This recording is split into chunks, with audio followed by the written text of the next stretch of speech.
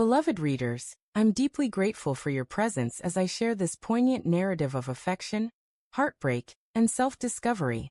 Your support infuses this tale with meaning, and I hope it touches your heart as profoundly as it does mine. Her words struck like lightning on a tranquil evening. I think we need a break for now. No prelude, no raised voices, no warning, just a declaration that crashed into our shared world. In that moment, I realized the tapestry of our life together, woven with laughter and dreams, meant far less to her than I'd ever believed.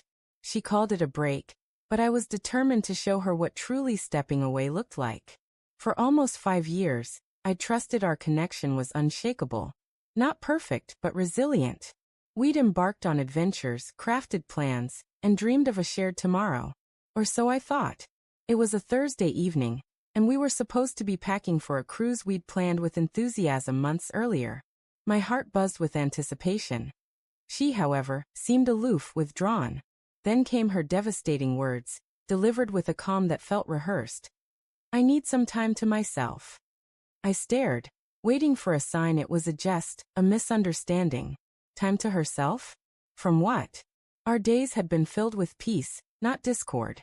But her eyes revealed the truth. She wasn't wavering or unsure. She was already gone. Why? I managed to ask, my voice barely audible.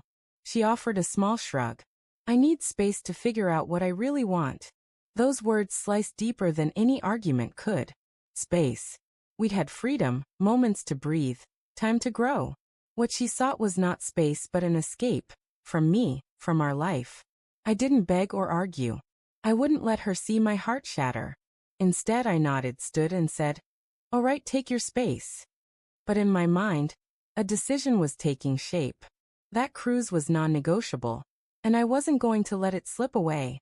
If she wanted distance, she could have it, alone at home, because I was going, and I wouldn't be by myself. Enter her closest friend, whom I'll call Sarah. This wasn't a premeditated plot. Sarah had always been a steady presence, especially when my girlfriend withdrew into her own world. She remembered things, like my birthday, that my girlfriend overlooked. We weren't particularly close, but there was an unspoken bond. After word of our break spread, Sarah sent a message. "I'm so sorry she hurt you. You deserve so much more."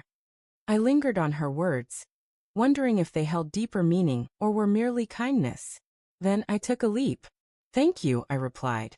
"Funny thing, I've got a cruise ticket with her name on it. Care to come along?" I expected a light-hearted refusal. Instead, after a long pause, she responded, "When do we leave?" On the day of the cruise, my ex texted, "Are you still going on the trip?" As if she thought I'd cancel. I answered with a photo of Sarah and me on the deck, glasses raised, the vast sea stretching behind us.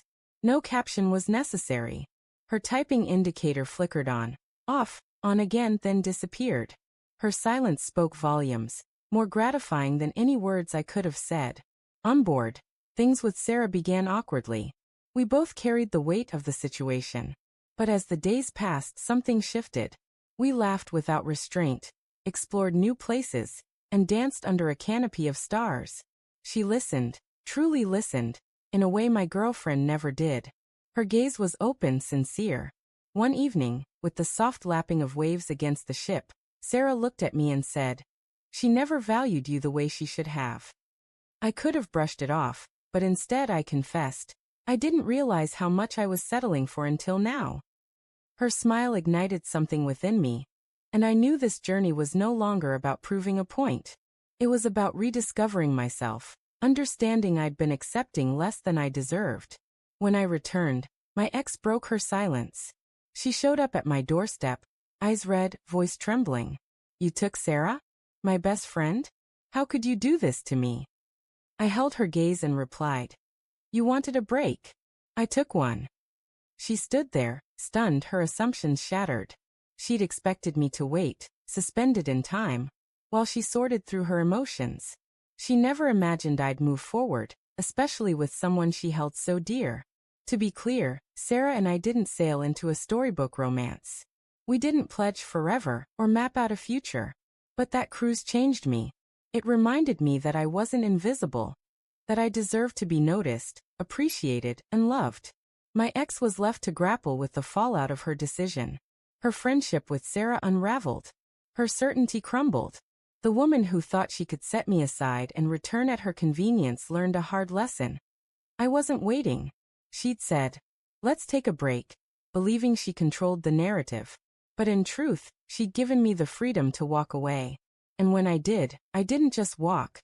I sailed, with her best friend by my side, into a future where I knew my own value. Thank you, cherished readers, for staying with this story to its conclusion. Your time and connection make sharing this journey all the more meaningful.